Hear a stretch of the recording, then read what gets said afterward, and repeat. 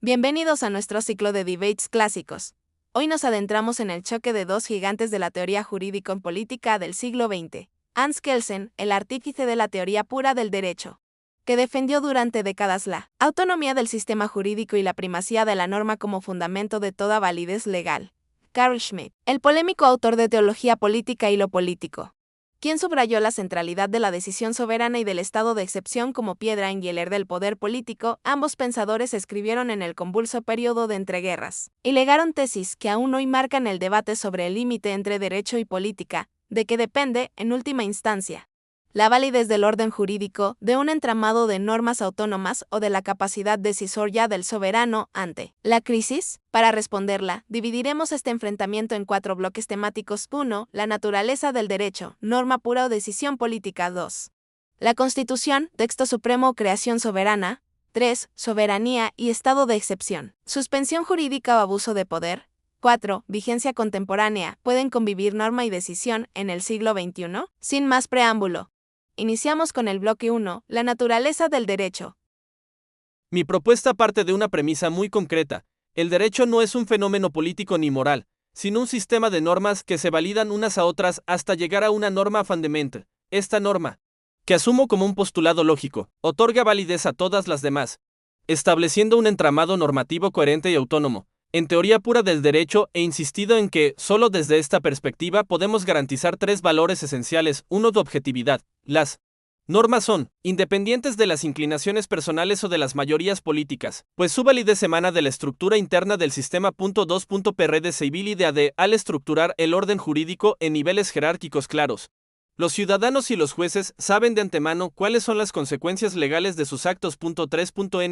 Realidad de el juez aplica la norma sin introducir valores ajenos al derecho. Esto protege la sociedad de arbitrariedades y garantiza la confianza en el sistema. Sin esta separación radical entre derecho y política, cualquier Estado corre el riesgo de caer en la tiranía de los gobernantes, pues la ley dejaría de ser un instrumento de justicia para convertirse en un simple recurso de poder. Diciendo de manera profunda, el derecho no existe en un vacío conceptual, nace y se consolida en el ámbito de la política real, donde el poder decide, y decide de forma decisiva. Mi experiencia en la República de Weimar me enseñó que, cuando un Estado enfrenta crisis existenciales, insurrecciones, desintegración institucional o amenazas militares, las normas previamente establecidas resultan insuficientes. En teología política, sostengo que 1. La soberanía se manifiesta en la decisión. Solo quien puede suspender la ley, en nombre del interés supremo del Estado, ejerce efectivamente el poder. 2. El estado de excepción no es una anomalía jurisdiccional, sino el momento en que la política revela su auténtica naturaleza. 3. La norma pura de Kelsen es una abstracción inaplicable ante lo real de la política, pues el Estado debe protegerse antes que interpretar normas inoperantes. Por tanto, el núcleo del derecho no es la norma, sino la voluntad soberana que decide lo que conviene al cuerpo político en situaciones límite. Schmitt traduce el derecho a una herramienta de supervivencia del Estado, abandonando su dimensión normativa, pero esta visión ignora que, incluso las situaciones más graves pueden regularse jurídicamente. No propongo un sistema rígido, la norma fundamental puede incluir mecanismos de excepción como procedimientos de reforma acelerada, revisión judicial inmediata o controles parlamentarios especiales. Mi argumento es que, si legitimamos la suspensión directa de las normas en nombre de la voluntad soberana, abrimos la puerta a la arbitrariedad permanente, sin un esquema normativo claro que detalle cuándo, cómo y hasta qué límite puede aplicarse la excepción. El derecho se degradaría en mero capricho del gobernante, perdiendo su función de contener el poder. Kelsen plantea controles burocráticos que, en la praxis, resultan inútiles cuando la decisión debe tomarse de inmediato. Un parlamento dividido, una corte esperando plazos procesales, esa lentitud puede costar la destrucción del Estado. Lo que propongo no es un capricho, sino un acto político responsable. La decisión soberana se ejerce bajo la presión de proteger a la comunidad política. Si se diseñan salvaguardas posteriores, revisión ex post, rendición de cuentas histórica, puede evitarse el abuso sin sacrificar la eficacia en el momento crucial. El derecho, en su esencia, es poder y decisión, no un mero catálogo de reglas abstractas. Hemos visto cómo la disputa entre norma y decisión define el fundamento mismo del derecho. Ahora exploraremos el siguiente gran pilar. La Constitución debe ser entendida como la norma suprema que ordena todo el sistema jurídico o como un acto político fundacional susceptible de modificación o suspensión por la soberanía. Damos la palabra a Hans Kelsen. La Constitución, en mi teoría, encarna la norma fundamental elevada a su máxima expresión. No es un mero texto político, sino el fundamento jurídico que legitima todo el ordenamiento legal, al dotar de validez a las leyes ordinarias, a las decisiones judiciales y a los actos administrativos. La Constitución garantiza control del poder, establece límites claros y procedimientos formales, impidiendo reformas arbitrarias o autoritarias, protección de derechos, consagra derechos fundamentales que no pueden vulnerarse ni siquiera en excepción, estabilidad institucional, al ser rígida en su forma de enmienda, disuade cambios caprichosos y fortalece la confianza ciudadana. Por ello, la Constitución no puede estar al servicio de la voluntad política temporal. Cualquier mecanismo de reforma debe estar previamente regulado, con mayorías cualificadas y periodos de reflexión, de modo que la soberanía popular se exprese con deliberación y responsabilidad.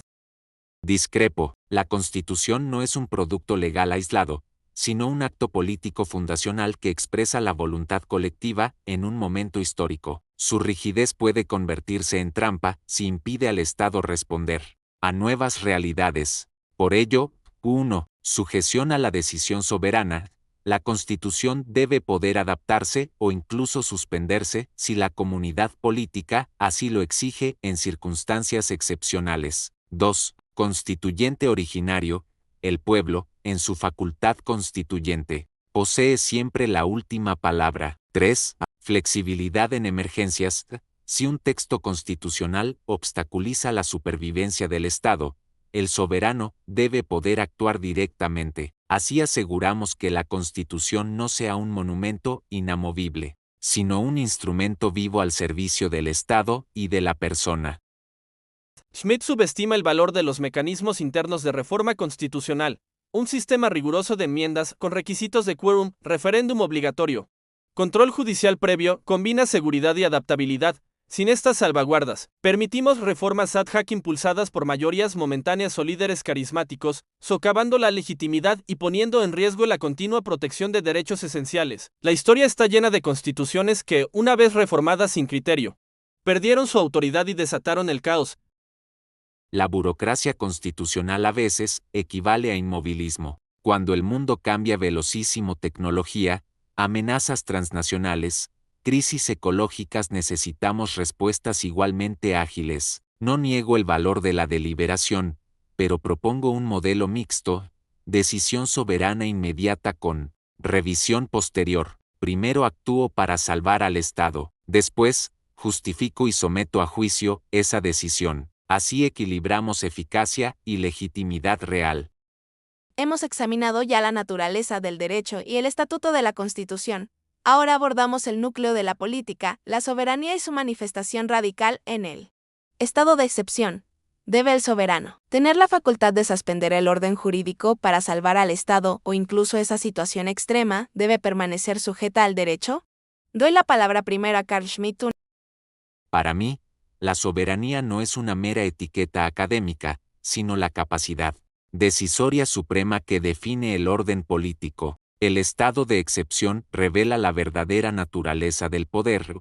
No es el conjunto de normas, sino la facultad de suspenderlas cuando el Estado está en peligro. En multitud de crisis, guerras civiles, golpes de Estado, catástrofes masivas, las normas existentes son incapaces de responder con la celeridad e intensidad requeridas. Los procesos legislativos y judiciales se vuelven letales para el cuerpo político ante amenazas existenciales. Por ello, sostengo que la suspensión temporal de la legalidad no es una anomalía, sino la forma más pura de soberanía. El soberano debe actuar por encima del derecho cuando éste ha dejado de proteger el orden, porque de lo contrario todas las normas se vuelven irrelevantes frente al colapso. La responsabilidad política obliga a decidir incluso contra la norma, pues la prioridad es la supervivencia del Estado. Quien no reconozca esta prerrogativa, expone a la comunidad a un riesgo superior, la parálisis normativa y el caos. Al escuchar a Schmitt temo que olvide el valor civilizatorio del derecho. el estado de excepción no puede convertirse en un limbo donde el soberano haga lo que estime conveniente, pues ello destruye de raíz la seguridad jurídica. Mi planteamiento es claro: inclusión normativa de la excepción. Toda excepción debe estar prevista en la Constitución o en leyes orgánicas, con límites de tiempo y objeto claramente establecidos. Controles institucionales. El Parlamento y los tribunales deben tener la facultad de revisar, suspender o modular las medidas tomadas en excepción. Cláusulas de caducidad. Cualquier estado de excepción debe expirar automáticamente tras un plazo predeterminado, salvo acuerdo expreso de los órganos competentes. Solo así preservamos la coherencia del sistema jurídico y evitamos que el estado de excepción sea el recurso habitual de quienes detentan el poder. La norma fundamental no pierde capacidad adaptativa si incorporamos estos mecanismos. Schmidt defiende la rapidez, pero olvida que el derecho es el único freno contra el abuso. Si un soberano actuara sin controles, podríamos enfrentarnos a detenciones arbitrarias, censura política y persecución de disidentes. Proponer revisión ex post no es suficiente. La verdad jurídica requiere revisión inmediata y preventiva para que las libertades básicas no queden suspendidas. DF acto. Los trámites parlamentarios y las apelaciones judiciales son un lujo que ningún Estado en guerra puede permitirse. Si dejamos que el Comité de Emergencia o el Tribunal Constitucional se reúnan después de días o semanas, el orden colapsa. Propongo un equilibrio distinto a 1. Decisión inmediata.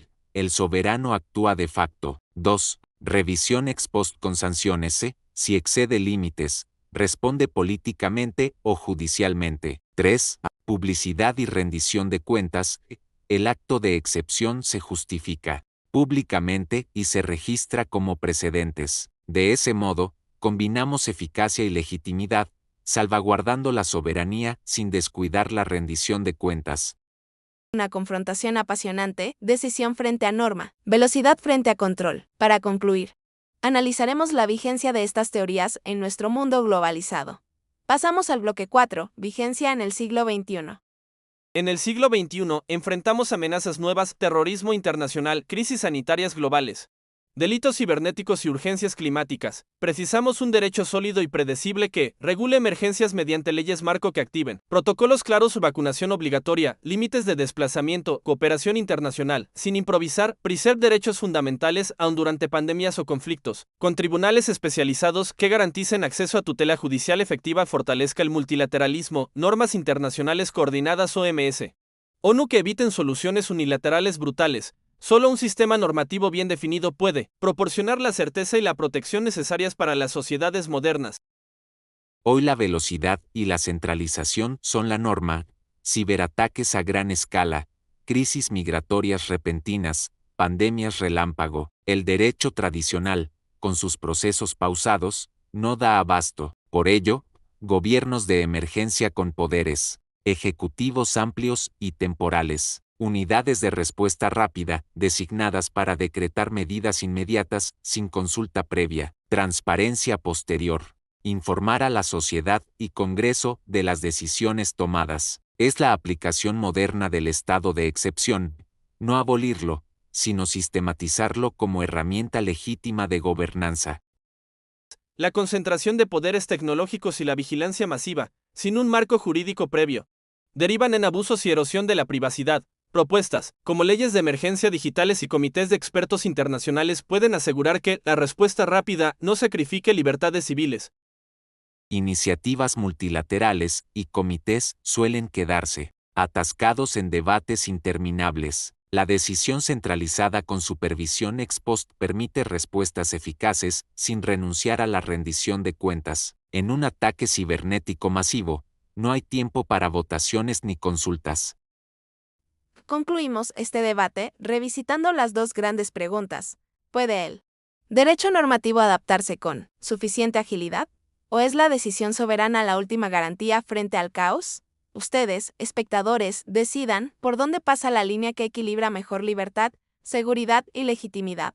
Participen en los comentarios, suscríbanse y compartan este choque de ideas.